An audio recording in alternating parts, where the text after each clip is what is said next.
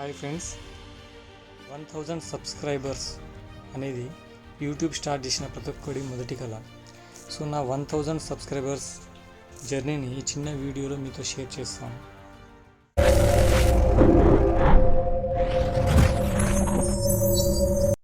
Channel start చేసిన తర్వాత 118 రోజులకు నాకు 1000 సబ్స్క్రైబర్స్ అయ్యారు.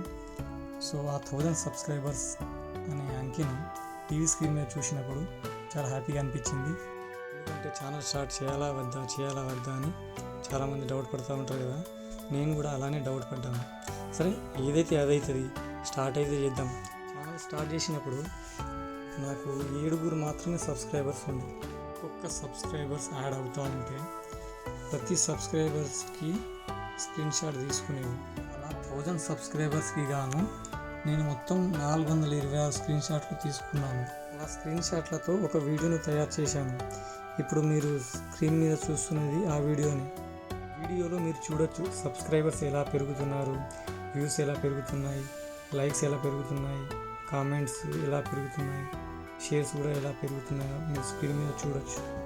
సో అందరిలాగే డౌట్ పడి నేను కూడా ఛానల్ స్టార్ట్ చేయకపోతే నాకు స్టార్టింగ్లో ఉన్న 7 మాత్రమే సబ్స్క్రైబర్స్ ఉండేటోళ్ళు. ఏదైతే అదవుతుంది అని అనుకుని స్టార్ట్ చేశాను కాబట్టి 1000 సబ్స్క్రైబర్స్ అయ్యారు. నాకు 1000 మంది సబ్స్క్రైబర్స్ వచ్చినప్పుడు మీకెందుకు రారు? మీకు కూడా వస్తారు. అందుకే ఛానల్ స్టార్ట్ చేయండి. ఇప్పుడు కాకపోతే ఇంకెప్పుడు స్టార్ట్ చేస్తారు? స్టార్ట్ చేస్తేనే కదా తెలిసేది సబ్స్క్రైబర్స్ వస్తారా రారా.